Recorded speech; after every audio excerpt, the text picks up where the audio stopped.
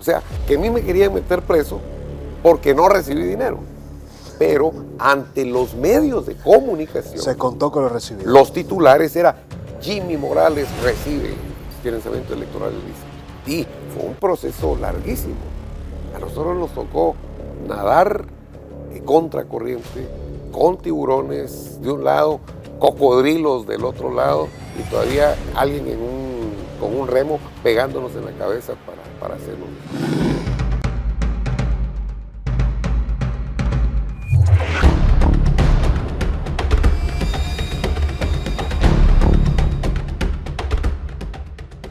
Buenos días, continuamos con los contenidos en su propuesta El Demócrata TV. Gracias por la sintonía, acompañarnos de lunes a viernes de 6 a 8 de la mañana en esta propuesta del grupo de comunicación El Demócrata. Recuerde que estamos desde Teleradio América expandiendo los contenidos de Romana TV, Canal 42. Un saludo a la familia Micheli para toda República Dominicana. De la misma manera, CTV, Canal 1, Win Telecom, de 8 a 9 de la noche, de 9 a 10, Teleuniverso, Canal 29, saludos para la familia Polanco, TV Hispani para Estados Unidos, toda Europa, Centroamérica y el Caribe, y nuestra audiencia digital que conecta en todas las plataformas digitales en este ecosistema que le habla al planeta. Una entrevista bastante interesante, hemos tenido la oportunidad de invitar y recibir tanto República Dominicana a lo largo de estos días como hoy en nuestro programa al expresidente de Guatemala, Jimmy Morales. Es un prolífero pensador, un estadista, artista, un hombre bastante completo en el quehacer del conocimiento. Ha estudiado seguridad y defensa, administración de empresas, contabilidad. A lo largo de su carrera se dedicó también a estudiar la teología y de verdad que es un privilegio recibirle, presidente, en ya, ¿por qué no?, su segunda casa y en nuestro programa. Un honor. Gracias por aceptar la invitación. Muchísimas gracias, Francisco, y un saludo muy cordial a toda la audiencia de El Demócrata. Saludos, estoy escuchando que hasta Europa nos van a ver, así es que un saludo a toda la población dominicana, guatemalteca y latinoamericana en todos los confines y latitudes de nuestro planeta. Gracias por la invitación y un placer estar acá. Un honor con un hombre de la televisión, del entretenimiento. Usted incluso ha sido parte bueno, con sus empresas de productora de contenido, conoce muy bien como actor, con roles protagónicos y luego con la política. Es poco común conocer a un político exitoso que llega a la presidencia y que tiene la influencia de usted, que conozca y que haya estado delante de cámara. Y quiero empezar por allí.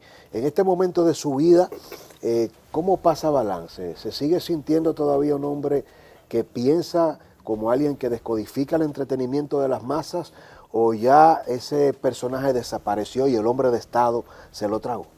Bueno, yo creo que la política no es totalmente disociante, ¿verdad? O sea, uno sigue siendo la persona que fue, el background que uno tiene definitivamente se sigue acumulando, y yo creo que precisamente dos cosas: venir del pueblo per se, no de élites ni de grupos específicos, sino venir de pueblo, y después, a través de los medios de comunicación, conocer segmentos socioeconómicos, gustos y preferencias de esos segmentos, pues de una u otra forma nos ayuda a comunicar de alguna forma mensajes que puedan llegar de una forma más comprensible a las personas. Así es que yo creo que el llegar a la presidencia no me quitó, sino que me fortaleció e hizo como conocer más todo ese mundo y las masas.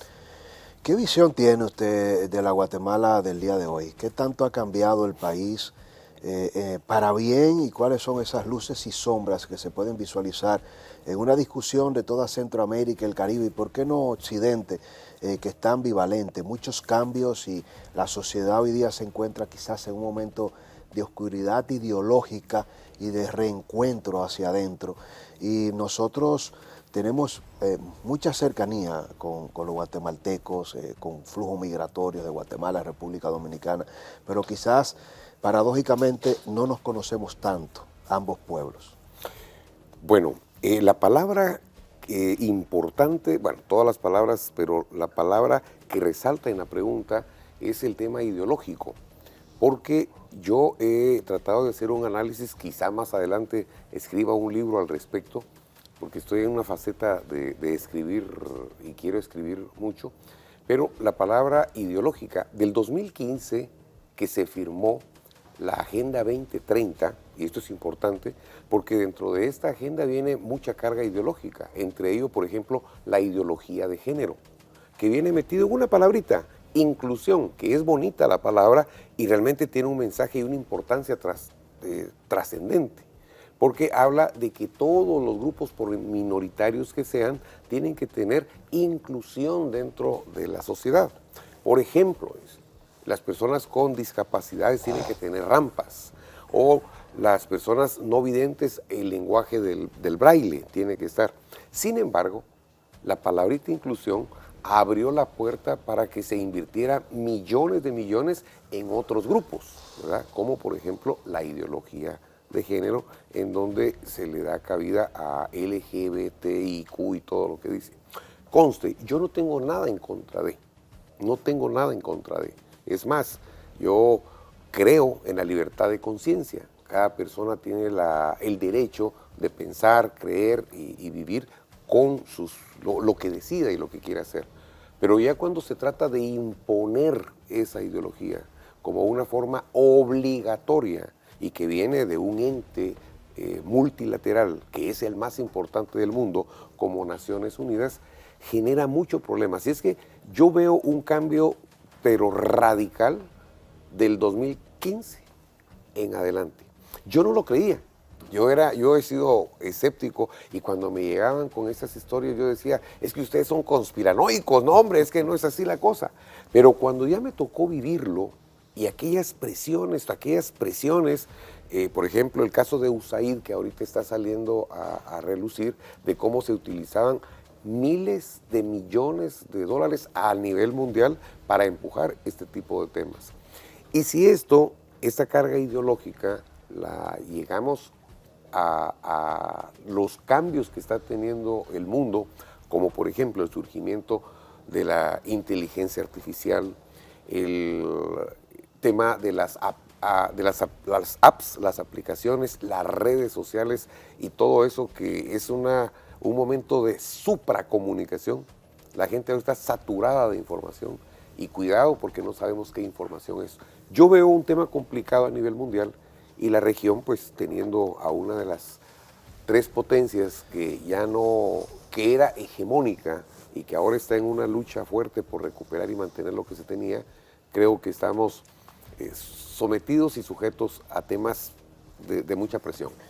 USAID ha sido un tema de discusión en toda la región, en República Dominicana también. El año pasado, a mediados del año 2025, incluso saltó una crisis en la opinión pública vinculando a comunicadores, a periodistas que estaban en supuestas nóminas no confirmadas de la Agencia de Desarrollo del Pueblo de los Estados Unidos. Y me gustaría saber, en su experiencia, siendo usted presidente, ¿recibió algún tipo de presión para apoyar, para promover ideas de esta agenda woke impulsada a través del interés de las administraciones demócratas liberales en Estados Unidos de Norteamérica? Claro, y presiones de marca Acme, diría aquella caricatura del Correcaminos, ¿verdad? Por ejemplo, nosotros teníamos en Guatemala una comisión que se llamaba CICIG, Comisión Internacional contra la Impunidad, que se oye bonito y el fin era bonito, un acompañamiento para que la justicia guatemalteca respetara a los defensores de los derechos humanos. Así fue como se planteó. Pero al final, esta se convirtió en un instrumento de manipulación al extremo que querían cambiar nuestra Constitución, y dentro de los cambios que querían estaba el tema de los pueblos indígenas, que vuelvo, se oye bonito, pero ya cuando quieren poner el derecho formal, pero a la par un derecho indígena, no podemos tener dos reglas de medición. Un país se debe regir por una sola regla. Pero dentro de los cambios que querían meter estaba, por ejemplo, el tema del matrimonio, que ellos querían establecer por ley el matrimonio igualitario, en donde hombre, y se oye justo, pero cuando uno se abre la puerta sabe cómo inician las cosas, pero no se sabe cómo van a finalizar. Así es.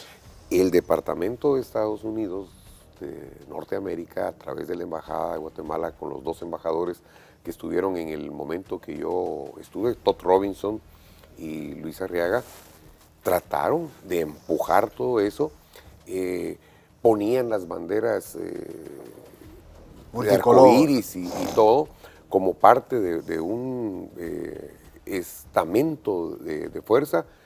Querían que esa bandera estuviera a la par de todas las banderas del Estado. Y pregunto, está bien, hay que darle la libertad, pero ya por obligación, entonces, ¿por qué no hacemos una bandera de los no videntes y la ponemos ahí?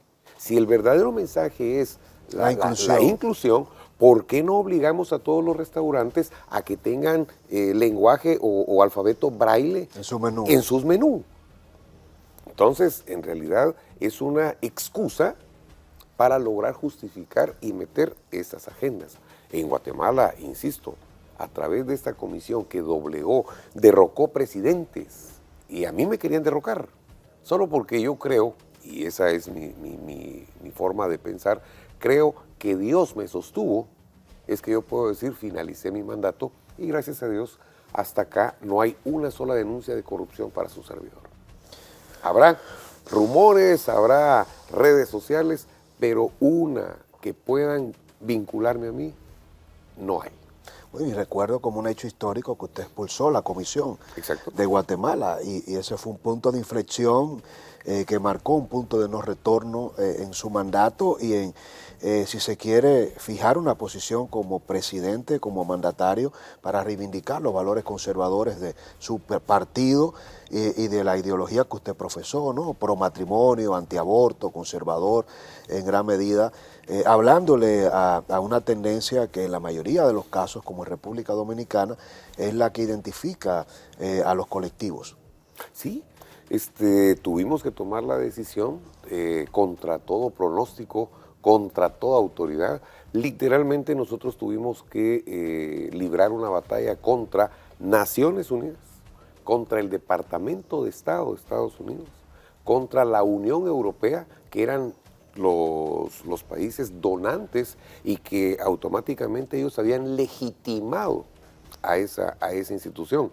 Y es más, la querían como modelo porque la establecieron en El Salvador, posteriormente la establecieron en Honduras, y los 2 presidentes, tanto Juan Orlando y Bukele, me hicieron caso y las expulsaron porque en el caso de Bukele lo dijo de una forma categórica. Dijo, ¿cómo es posible que pongan a un delincuente a dirigir una entidad que va a luchar contra la impunidad?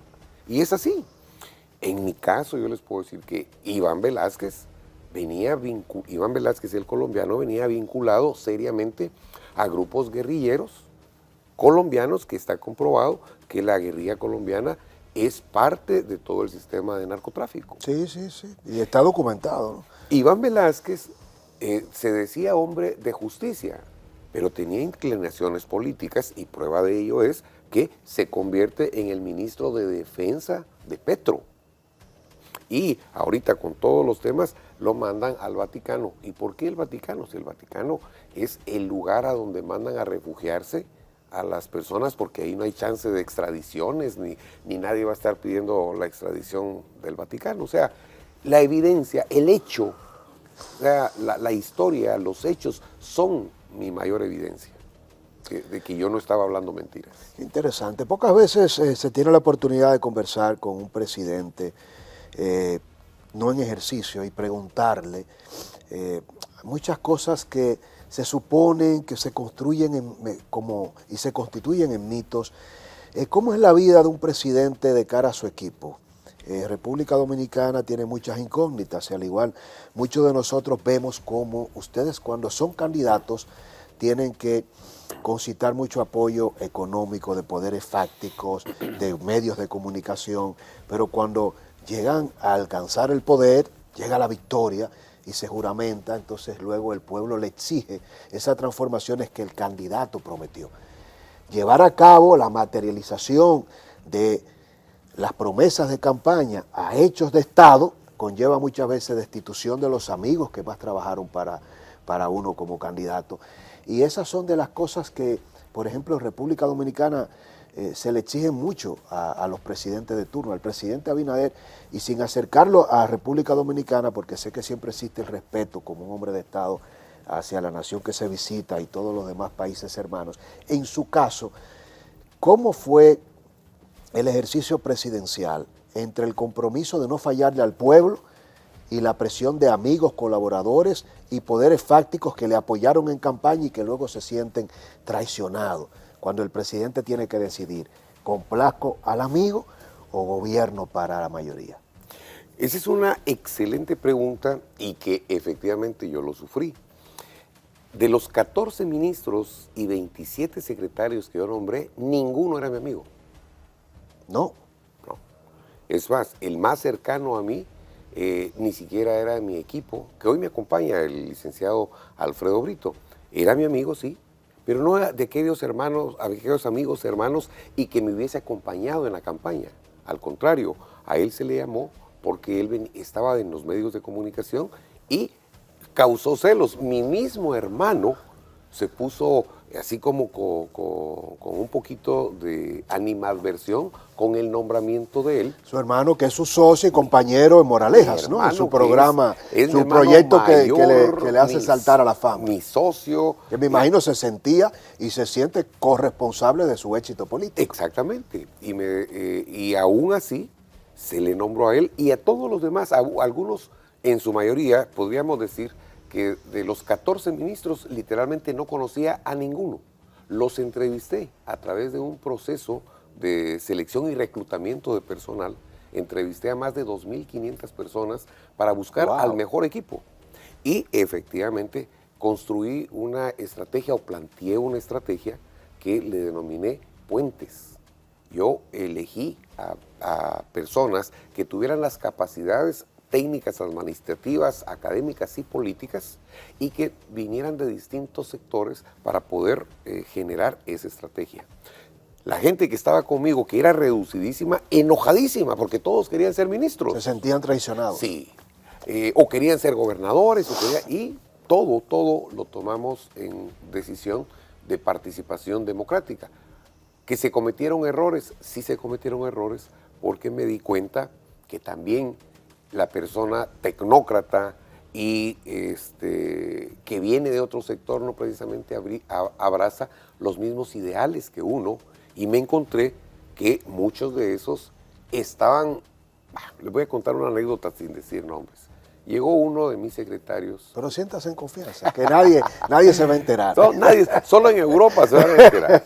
Bueno, el tema es que llega uno de los dos secretarios que era de apellido Arriaga, el mismo apellido que tenía el embajador de Estados Unidos. Y llega y me dice, mi asistente, el señor presidente, el secretario Jorge Arriaga le quiere hablar, dice que es urgente. ¿Está ahí? Sí, que pase. Y me llevaba un screenshot de su teléfono en donde me mostraba el mensaje que le estaba enviando mi ministro de Finanzas. Y le dice, embajador, ya está tal ministro ahí con usted, yo llego en 5 minutos.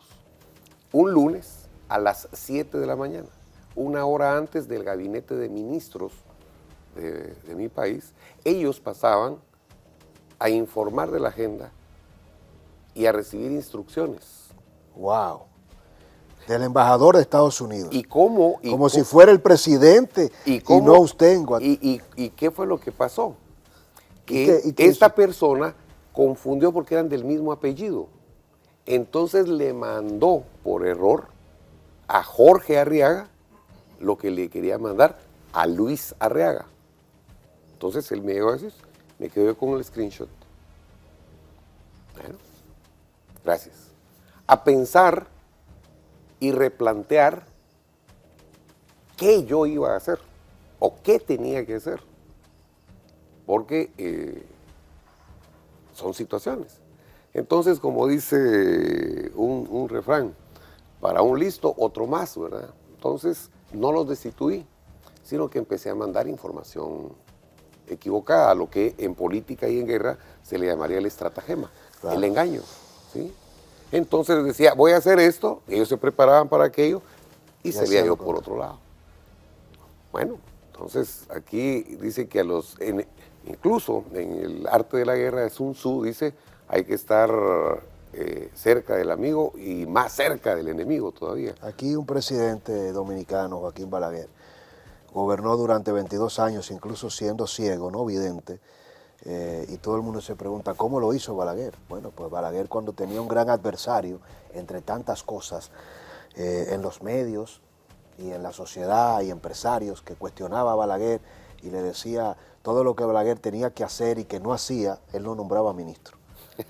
Y entonces te nombraba ministro siendo un enemigo, neutralizaba al enemigo y lo ponía a su lado, y luego que terminaba esa persona que decía y que se había constituido un experto de todo lo que el gobierno no hacía y tenía la fórmula mágica de todo lo que había que hacer para cambiar los problemas y terminaba fracasando, entonces después lo llamaba y lo destituía. Hay un ejemplo que tiene que ver exactamente con este caso del ejemplo de Balaguer.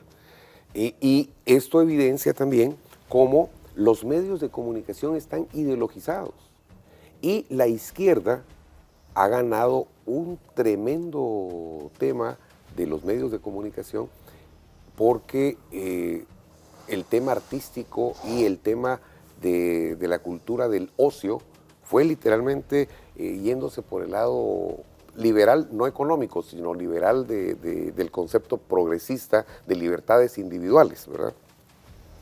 Pero yo nombré como ministro de Salud al mejor cardiólogo del país, un tipazo, Francisco Cabrera se llama, y un equipazo, pero un equipo de ministerio que iba a hacer la solución. La transformación. Sí. ¿Acaso lo dejaron trabajar? Él era citado al Congreso de la República todos los días, y le pedían informes de contrataciones, de nóminas, o sea, que todo su equipo totalmente acorralado con la oposición. Y el Congreso de la República, que tenía mucho peso, yo solo tenía 11 diputados de 158, estableció por ley que si un diputado raso de los 158 que habían citaba a un ministro, era obligatorio ir, y si no, pena de cárcel, si no asistía. Así goberné yo. Así de radical. Va. Wow. Y los medios de comunicación, duro, pero aquello de que la salud, que siempre había sido un problema, se había convertido en problema, pero mega archi importante. Duro, hasta que tomé la decisión de nombrar a alguien de izquierda, no de mi equipo, alguien que venía literalmente opositores a nosotros. Milagrosamente, en una semana, se solucionó todo. Todos los problemas de salud ya no eran importantes. Y eso es lo que yo le planteo y he estado tratando. Precisamente quien me invitó fue el ingeniero Milton Morrison para el partido, dar unas conferencias en el Congreso del partido. Y de eso vamos a hablar a profundidad, evidentemente, pero continúe. Pues nos invitó el ingeniero y estuvimos con la posibilidad de hablarles de las narrativas y de cómo, les explicaba yo a los miembros del partido, de cómo hay que tener cuidado, cómo van construyendo narrativas, y si construyen una narrativa de uno, antes de, a uno le va a tocar la función de estar defendiendo la posición, estar solucionando crisis. Entonces yo les decía, jóvenes, ustedes cuenten su historia, y no, incluso les contaba la historia del cóndor que se creía gallina. Lo hicieron creer que era gallina porque lo metieron al gallinero, y él mismo, aún viendo las evidencias, viendo que su plumaje era diferente, viendo que su tamaño era diferente, viendo que su pico era poderoso y sus garras poderosas, se creyó gallina y nunca tuvo el valor o tuvo la capacidad ni siquiera de volar, porque le creyó la historia a los que le dijeron que era gallina. Bueno, las gallinas sobrevivieron por eso. Presidente, cerrando este capítulo de la consulta, el ejercicio del poder, usted llegó siendo un outsider, es decir, que tuvo la gran facultad y la oportunidad de no ser la construcción de un partido político tradicional que le lleva a la presidencia. El quiebre en Guatemala del sistema de partido político, la pérdida de fe, en días prácticamente usted emerge y logra la conquista y la credibilidad de ganar en ese histórico proceso del año 2015 para empezar su mandato en el 16. En consecuencia, usted tiene el aval moral para preguntarle cómo se maneja la presión de grupos económicos a los que el Estado y el primer mandatario tiene que regular cuando son esos grupos quienes se las han financiado para llegar al poder. Bueno, en el caso... Y es una paradoja porque en todos los casos, en la mayoría de los casos de nuestros países, entonces quienes ponen a los ministros son los mismos grupos económicos que le han entregado el dinero a esos enlaces para que financien la campaña del presidente. Y entonces los presidentes llegan a nuestros países, y eso yo lo he documentado en mi primer libro, La Plaza de la Bandera y el Pacto Secreto de la Corrupción, que le hice la promesa de entregárselo, y uno se encuentra con un ministro de Industria y Comercio que reunió a todos los industriales en campaña, que les recibió todo el dinero para financiar en los sectores externos la campaña, y luego, oh sorpresa, el presidente candidato gana y a quien designa es el enlace que le recibía el dinero a los industriales, y luego ese ministro debe regular, entre comillas, a los industriales. Pasa en las telefónicas, pasa en la banca, entonces todos los sectores coactan y captan a quienes les regulan entregándole el dinero, comprándolo, y pasan a ser sus empleados. En su caso, ¿cómo manejó usted y cómo lo maneja un presidente que no es un outsider en su experiencia? Bueno, en el caso mío, yo llego a ganar la primera vuelta sin un solo anuncio de televisión, sin un solo anuncio de prensa. Pero por supuesto, todo el mundo dice, pero ¿y cómo le hizo? Yo había trabajado 25 años en medios de comunicación. A diferencia de todos los candidatos que los conocían en la fotografía más bonita, con Photoshop y todo lo que ustedes puedan imaginar, los conocían de aquí para acá, con todo el país forrado de fotos. A mí me conocían disfrazado, sin disfraz, contando historias, contando chistes, actuando en películas, radio, cine, televisión, universidad, dando clases. O sea, yo tenía un background de conocimiento y cercanía de personas. Y como quería hacer una campaña diferente, nunca le acepté dinero a nadie, sino que nosotros apenas gastamos 4.7 millones de quetzales, que son $600,000 aproximado, para mi campaña presidencial. ¿Eso costó su campaña? Cuando en Guatemala se gastaban entre 500 y 1,000 millones de quetzales, claro, que son equivalentes como a entre 75 y 100 millones de dólares. $600,000 gasta en República Dominicana aproximadamente un diputado para ganar una diputación. Pues nosotros ganamos en Guatemala con $600,000 la campaña presidencial. Cuando llegamos a la segunda vuelta, porque en Guatemala hay segunda vuelta si no se saca más del 50%. Aquí de también, votación. es el modelo. Entonces ahí sí me rodearon los empresarios, ¿sí? Y me dijeron, ¿qué necesitas? Yo les dije, dinero. ¿Cuánto necesitas? Bueno, yo necesitaría mucho, pero no me lo den, porque si me lo dan y la gente se entera que ustedes me dieron dinero, perdemos este verdadero movimiento democrático que se ha gestado y perdemos las elecciones. Pero sí, yo necesito que ustedes protejan el voto, cuiden ustedes las mesas el día de las elecciones, pero te damos el dinero. No me den el dinero a mí, ni a mi partido. Primero porque no sé cómo manejarlo y segundo porque yo no quiero dinero. Curiosamente, la CICIG me levantó un caso que se llamaba financiamiento electoral ilícito, diciendo que yo había recibido 15 millones de quetzales de los empresarios. Y el testimonio reina, o mejor dicho, la prueba reina, era el testimonio de un testigo protegido, allá se le llamaba colaborador eficaz, que era la empresaria Paulina País. Y el testimonio de ella decía exactamente eso. El presidente Jimmy Morales, entonces candidato, nos dijo, no me den dinero ni a mí ni a mi partido porque no lo podemos manejar.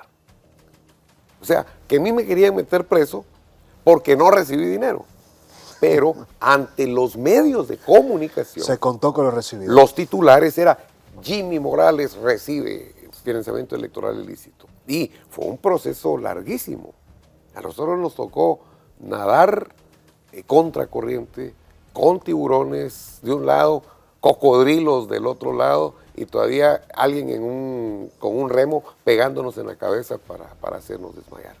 Entonces yo tengo la solvencia de poder ver a todos a los ojos y poder decir, este servidor nunca recibió dinero y por lo tanto nunca recibió ni órdenes, ni favores, ni del sector empresarial, ni del sector laboral representado por sindicatos que a veces manejan mucha plata, ni nada. Entonces mi experiencia puede ser explicada con que, bendito sea Dios, eso me permitió poder nombrar a los 14 ministros sin ni siquiera respetar al equipo que sí había trabajado, ni a supuestos inversionistas que pudieron haber donado a la campaña. ¿Cuántos ministros destituyó en su presidencia y por qué es tan difícil para los presidentes destituir a ministros cuando no cumplen con las expectativas y pareciera que quien peor lo hace termina siendo el protegido de los presidentes y quienes tienen más talentos, más capacidad y más entrega son los que menos se toma en cuenta muchas veces? ¿Por qué pasa eso? En 4 años de mis 14 ministros originales, solo 2 terminaron los 4 años. Solo 2 de 14. 2 de 14 fungieron los 4 años. Es decir, que usted tenía el brazo flojo, ¿no? Y sus decretos temblaban. La gente temblaba. Yo tenía fama, bueno, dentro del gabinete tenía fama de enojado. Y es que soy estricto. Vamos a ver. Yo vengo de la pequeña empresa, de la microempresa, donde no hay burocracia. ¿Sí? Ahí hay que hacer tal cosa. Saca dinero del bolsillo uno y paga. La gran empresa ya es burocrática, que hay que hacer licitaciones, que hay que hacer, que hay que hacer cotizaciones y que la decisión tiene que tomar un rango. En el Estado, Dios mío, una burocracia, que hay que poner sellos, que hay que poner sellos, que hay que hacer esto, que hay que hacer lo otro. Y yo necesitaba ejecutar y el ejecutivo tiene que ser así. Entonces yo, con mi teléfono celular, daba instrucciones, daba órdenes directas a gente para que las cosas se agilizaran. Entonces, a mí me irritaba que uno decía acá y pasaba tiempo y hasta acá no llegaba la instrucción. Entonces sí, yo tenía fama de ser un poquito fuerte. Yo destituí dentro del gabinete de ministros a más de un funcionario. Es decir, un consejo de gobierno. Sí. Sí. Sí. Pero eso sería, imagínese usted, tan placentero que un presidente lo hiciera, pero aquí nunca hemos vivido esa experiencia. Voy a contar 2. El secretario de la CESAN, que era de la seguridad alimentaria.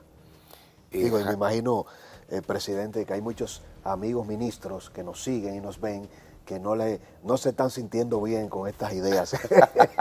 Bueno, pues yo les recomiendo. Pero cuéntenos las anécdotas. Llegó y me hizo una presentación fabulosa. ¿Qué ministro ha sido ese? Ese era el secretario de Seguridad Alimentaria, la CESAN. Y Jaime Hernández, creo que se llamaba. ¿Cómo? No, antes de Juan Carlos Carías estaba Jaime Hernández y nombramos a Juan Carlos Carías en su sucesión.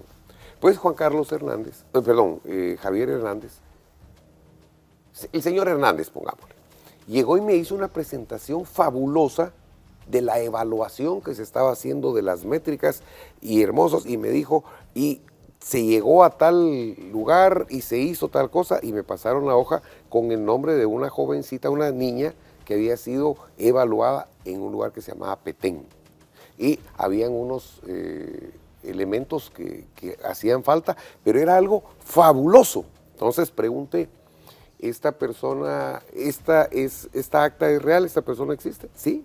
Bueno, quiero ir a conocerla. A la semana se creó un revolú porque esa niña no existía. Wow, le mintieron. Era una manipulación. Entonces convoqué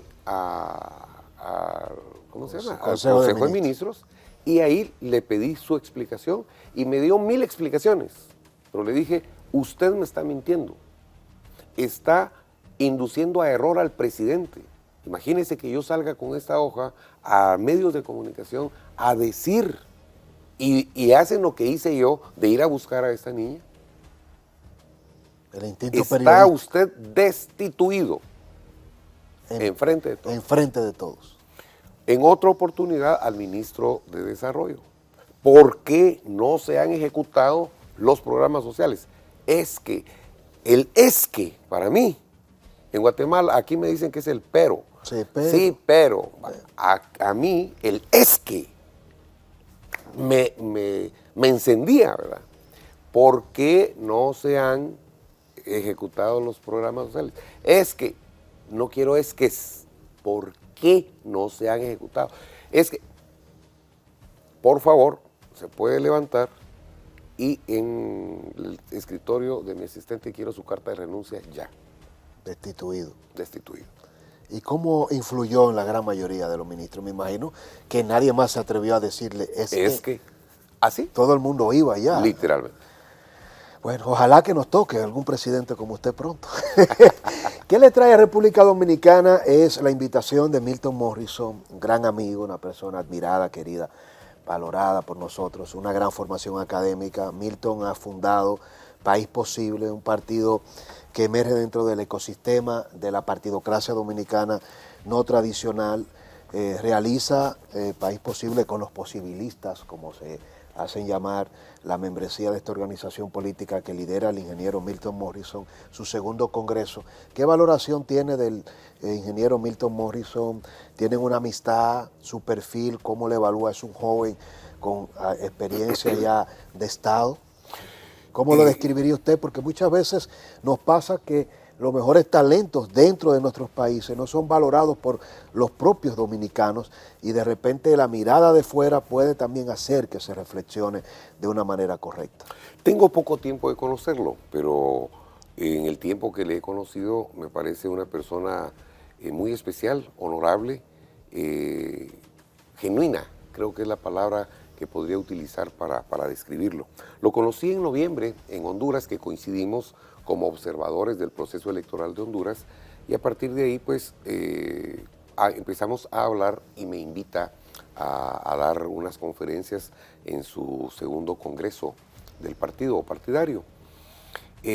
La gente que lo conoce y me ha comentado de sus habilidades como escritor, como ingeniero, como administrador, como un hombre conciliador, un excelente ejecutivo que ha logrado en el campo energético y ahora pues tanto en iniciativa privada como en lo público, y ahora en una nueva experiencia con el tránsito y el transporte, que pues veo grandes valores en él, habilidades en él, y solo el planteamiento de la visión de un país posible, que yo lo veo como el visionario de ese partido, habla muy bien de él, porque es una propuesta positiva, es una propuesta de vanguardia, porque habla de la posibilidad de que las cosas sucedan. Y es bonito pensar que las cosas pueden ser posibles, pero amarrarlas al componente o a los verbos que se necesitan realizar para que eso sea posible. Las cosas son posibles, pero no hay que cruzarse de brazos. Hay que hacerlas. Hay que hacerlas. Posibles. Hay que hacerlas posibles. Y el ejemplo de él muy parecido al mío, de venir de muy abajo, de una clase social o un segmento socioeconómico de muchas limitaciones y llegar a ser un empresario juntamente con su hermano, con representaciones internacionales, habla muy bien de él. Creo que es una persona realmente admirable y ojalá, Dios quiera, que ojalá, ¿sabe usted qué significa eso, verdad? Quiera, Alá, Dios, ojalá significa quiera Dios, ¿verdad? Entonces, quiera Dios que se vean en poco tiempo o en algún tiempo los logros cumplidos y sea posible. Es interesante que una organización política joven, emergente, como País Posible, realice un congreso invitando a una personalidad y un expresidente como usted. ¿Qué le llevó a aceptar la invitación y qué ha vivido como experiencia en su visita en este segundo congreso de País Posible? Cuando estábamos desayunando allá en Honduras, se me acercaron, bueno, miento, íbamos bajando el elevador y un señor, Fabio, no recuerdo el apellido, muy simpático, tiene un mechón, un lunar de canas, pero muy amable, y me empezaron a saludar. ¿Usted es el presidente Morales? Sí, mucho gusto. Yo soy Fabio, y iba rodeado de unos jóvenes, unas señoritas y unos jóvenes, como una comitiva que habían llegado de República Dominicana. Después estábamos sentados en el desayuno y todos muy amablemente saludándome, muy respetuosos, muy al estilo caribeño, dominicano, de esa forma, esa cadencia de su acento tan bonito, tan agradable. Me presentan al ingeniero Morrison, me dicen que es el ministro de Transporte, o el equivalente Director. a ese cargo, el director de Transporte. Y logramos platicar, logramos coincidir en algunos pensamientos, y posteriormente nos llaman a mi asistente para ver si pudiésemos aceptar una invitación para dar una conferencia. ¿En qué fecha es? En enero. Veamos la agenda, tenemos disposición, ¿sí? Llegamos a los acuerdos y pues aceptamos la invitación por 3 razones. Primero, porque yo le tengo mucho cariño a República Dominicana. República Dominicana, el presidente Danilo Medina fue una persona muy especial para mi presidencia, en el sentido de su asesoría y de su solidaridad en momentos difíciles de mi presidencia. Posteriormente estuve en el Parlamento Centroamericano, y la bancada de República Dominicana era simpatiquísima dentro de sus discursos, que eran muy emotivos y muy interesantes dentro del pleno. Había mucha representatividad y seriedad en cada uno de sus partidos. Y después que vine a visitar, y ya se enamora uno de los lugares, como por ejemplo, tuve la oportunidad de ir a Santiago siendo presidente, pero a dar unas conferencias. Me gustó Santiago. Pude ir al Instituto de Tabaco a ver temas de tabaco, estuve con los fabricantes, me llevaron a ver el proceso de elaboración de los puros, y me gustó. Entonces dije yo, vamos a República Dominicana, y ha sido una experiencia magnífica. Me ha gustado, he visitado muchos medios de comunicación, y básicamente eso me motivó a aceptar. Qué interesante. En esta parte final nos quedan unos minutos de esta conversación y muchos temas por delante, pero he querido hacer una conversación diferente, porque sé que los temas comunes en las visitas de los medios, de la geopolítica, de Venezuela, de Trump, de Estados Unidos, muchas veces le obliga a fijar posiciones. En una conversación que un hombre de Estado debe cuidar, porque hace evidentemente una representación de continuidad como expresidente de Guatemala. Pero no me quiero despedir sin preguntarle sobre el modelo de éxito más popular de los últimos tiempos, Bukele. ¿Qué piensa del presidente Nayib Bukele? En República Dominicana, al igual que en muchos de los países de la región, hay una buquemanía, es decir, todo el mundo quisiera un Bukele. ¿Le gusta el modelo del presidente Bukele? ¿Cree que es una solución para muchos de nuestros países? ¿Pudiera funcionar más allá de la realidad salvadoreña? Es una pregunta complicada de responder, porque efectivamente se toman partidos, ¿verdad? Voy a citar 4 hechos, o tres o cuatro hechos, y en base a eso voy a hacer una reflexión, ¿sí? Permítame, presidente, despedir en nuestra conexión para la televisión local y escuchar su respuesta para todo nuestro ecosistema. Es una manera de invitarles y obligarles a que continúe esta conversación, porque tenemos 2 audiencias. Una audiencia importante, análoga, que está en vivo viéndonos en este momento, y el gran país fuera de República Dominicana y dentro, que nos conecta a través de nuestras redes sociales. Despedimos en Teleradio América y continuamos en nuestras plataformas de YouTube y redes sociales. Así que un programa para la historia. Christopher Vázquez sé que titulará Descodificando la presidencia más allá de Guatemala con el presidente Jimmy Morales. Bueno, entonces, Bukele, decía 3 aspectos. 3 hechos, más que aspectos. Si nosotros planteamos que se diera esta situación en cualquier otro país que no fuera El Salvador, voy con hechos. Un estado de sitio y se obliga a los diputados que vayan a votar y como no van, el presidente toma con el ejército el Congreso de la República y se sienta en la silla del presidente de la República. Ese hecho, ¿cómo se le llamaría en cualquier otro país? Una intromisión grave.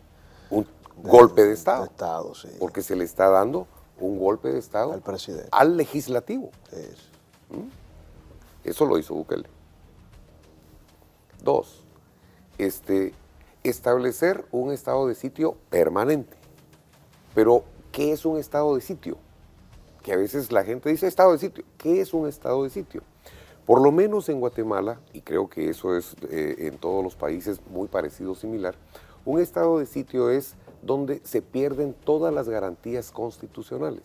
¿Cuáles son las garantías constitucionales? Por ejemplo, la presunción de inocencia y que usted debe ser acusado y que empiece todo un proceso legal en donde usted sea citado, sea escuchado en un juzgado y tenga la posibilidad de defenderse, se pierde.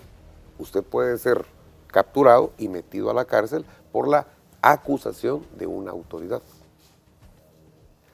Si eso se traslada a mantenerse así durante 6 años, la pregunta es, ¿usted quiere vivir así?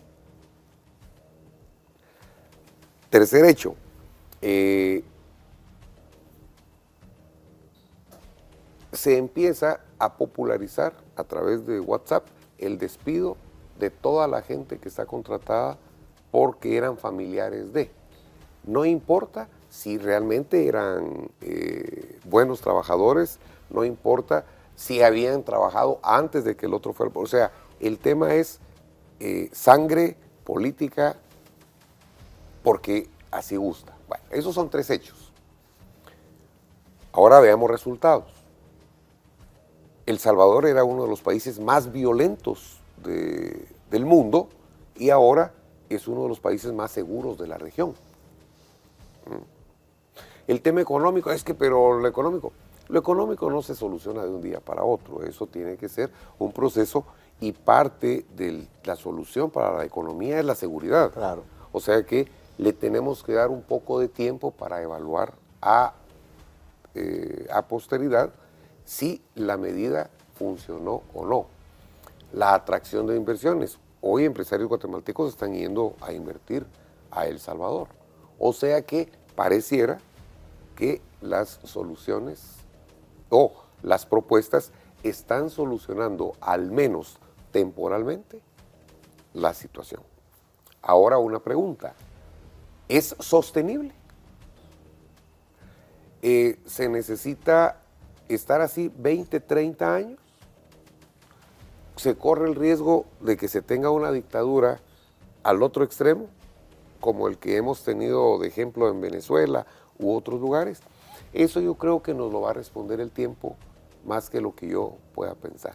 En última instancia, insisto, si un país acepta ese tipo de cosas, puede llegar a tener esos resultados o no precisamente puede llegar a tener esos resultados. Ahora me voy todavía a un ejemplo en Guatemala. En Guatemala, me dijeron, es que Guatemala necesita un Bukele. En Guatemala ya tuvimos 2 experiencias así, una con éxito y la otra fallida. Con éxito, en 1931 llegó Ubico, y Ubico era duro, o sea, y mi abuelo era ubiquista.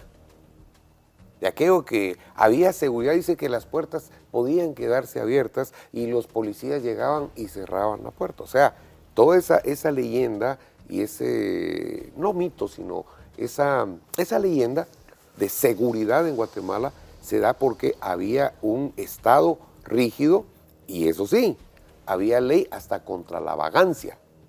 Si a usted lo encontraban parado en el poste, hablando con sus amigos y la autoridad decía, usted es vago, lo agarraban y lo ponían a barrer o a hacer. A los presos los ponían a construir, que es otra de las medidas que se había, y la gente dice, eso hay que hacer. Va. Eso era ubico, pero a los 11 años le pidieron la renuncia porque decían, es que ya no se puede vivir acá. Y él dijo, si 300 firman que yo me vaya, yo me voy. 311 firmaron. Y no era tal dictador como dicen, porque aceptó irse. Cumplió la palabra. 1931 a 1944. Pero hay otro ejemplo, ese es el ejemplo realizado, aunque la gente después ya no quiso tener se cansó de ese autoritarismo. En 1990 gana las elecciones Serrano Elías, que hoy el presidente Serrano Elías está literalmente con asilo político en Panamá, porque en 1992, a medio año, él hizo lo que Bukele hizo en El Salvador. Él cerró el Congreso, cerró los juzgados, pero la Corte de Constitucionalidad dijo que eso era un golpe de Estado y el ejército lo captura y lo saca del país. ¿Ya? Entonces, para poder hacer lo que se está haciendo en El Salvador, se necesita tener la seguridad de que las Fuerzas Armadas le respondan. El apoyo del pueblo. Ni siquiera del pueblo, del ejército, porque en Guatemala la gente no le podría decir yo si el pueblo estaba de acuerdo o no estaba de acuerdo con que cerrara el Congreso. Cuando la gente ve que un presidente somata la mesa y dice que los otros corruptos y empiezan a narrativas quiénes son los buenos, quiénes son los malos, el pueblo per se no tiene la fuerza de poder quitar un presidente. ¿Y no es, a propósito, Bukele, una amenaza para la partidocracia tradicional? ¿Cómo ven los líderes presidentes y expresidentes de los países de la región a un Bukele que está demostrando que evidentemente no se necesita un gran partido ni se necesitan grandes financistas para llegar a tener un 85% de popularidad? Porque se ha reelecto con cerca de casi un 90%. Nayib Bukele, es decir, no hay que probarle nada, él tiene literalmente al 90% de los salvadoreños a favor, lo acaba de validar en las urnas. Bueno, ahora habrá que ver cómo eso se encamina a un modelo de personalización, porque ha dicho que él aspira a gobernar 10 años más. Es otra discusión, si después de Bukele tendrá que seguir Bukele y luego Bukele, y ahí llega el problema de la permanencia en el tiempo.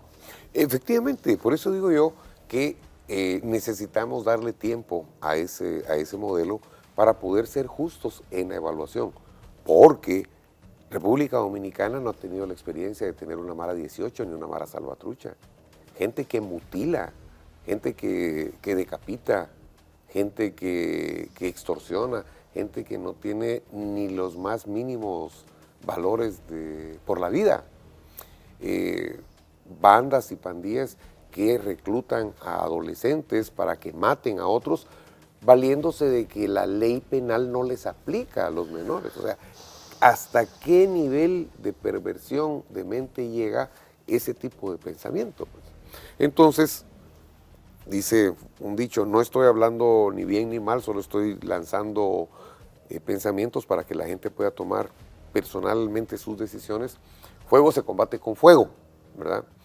Y, por ejemplo, Trump es otro caso. ¿Por qué él no tiene tan buena prensa como sí la tiene Bukele, por ejemplo?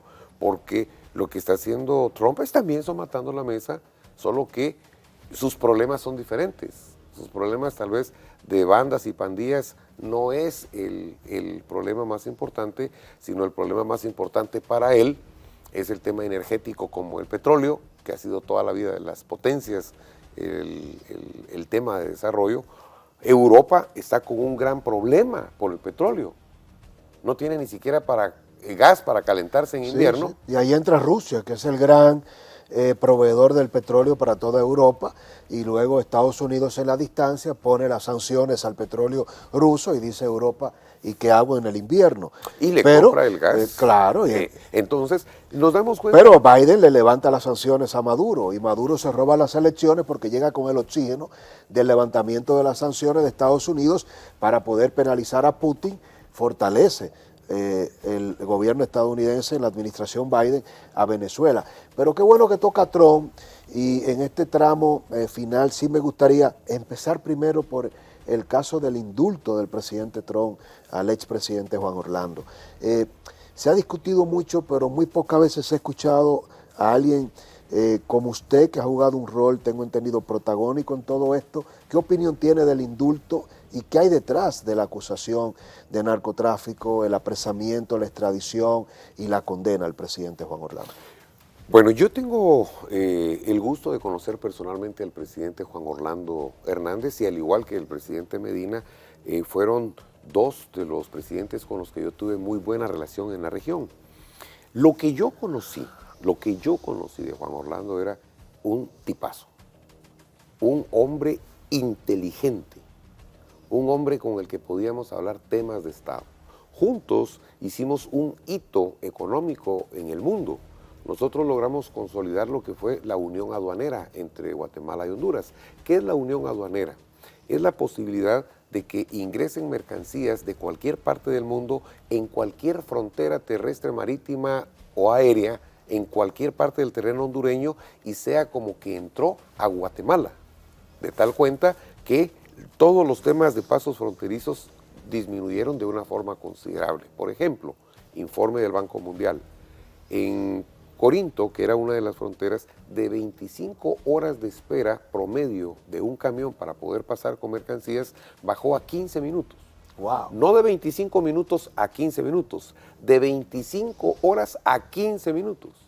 Y se incrementó en Guatemala el 1% del Producto Interno Bruto, en Honduras el 1% del Producto Interno Bruto, y en Guatemala el 0.5% del Producto Interno Bruto, por el tamaño de las economías. Pero solo con esa disposición, que no se oye fácil, pero hubo que homologar sistemas tributarios, homologar todas las categorías económicas, homologar todo el sistema aduanero, que es diferente, el arancelario diferente al tributario.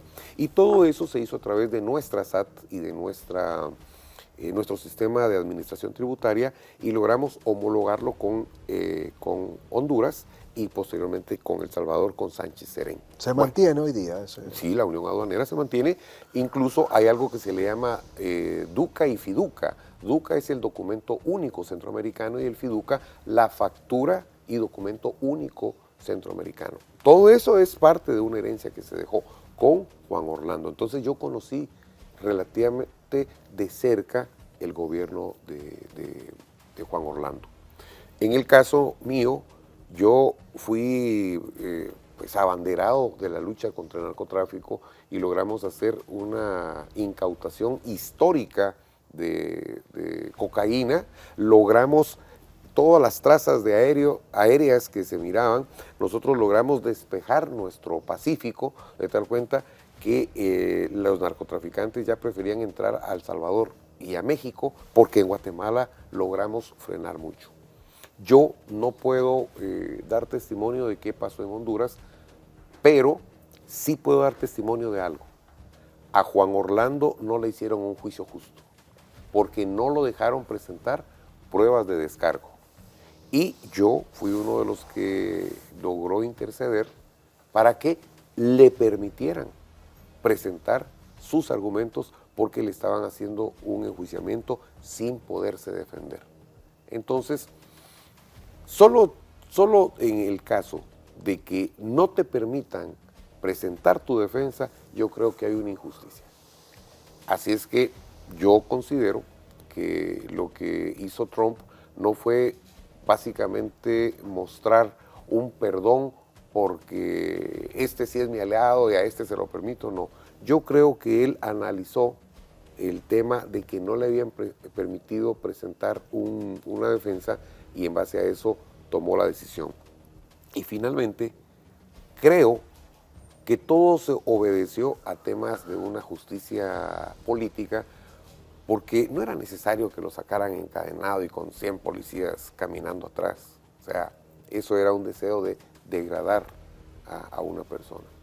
Eso es lo que yo puedo decir y pues honestamente me alegro por su decisión. ¿Su valoración de Trump? Prefiero a alguien que me diga claramente que no me quiere como Kamala Harris, que decía cuando estaban en elecciones, vamos a ayudar a todos los migrantes, vengan, vengan. Ganaron las elecciones y Kamala Harris llegó con el presidente Yamatei, que fue el que me recibió el cargo a mí, a decir en Palacio Nacional, no vayan, no los queremos. Bueno, ¿qué prefiere usted? Además, Obama es el que tiene el récord de deportados en la historia de Estados Unidos. Y no que muy brazos abiertos para los latinos y los migrantes. A mí no me gusta el doble discurso, no me gusta la doble moral. No me gusta que me digan y que me traten mal. No me gusta, no me gusta. No me gusta la prepotencia, pero prefiero la sinceridad a ese doble discurso.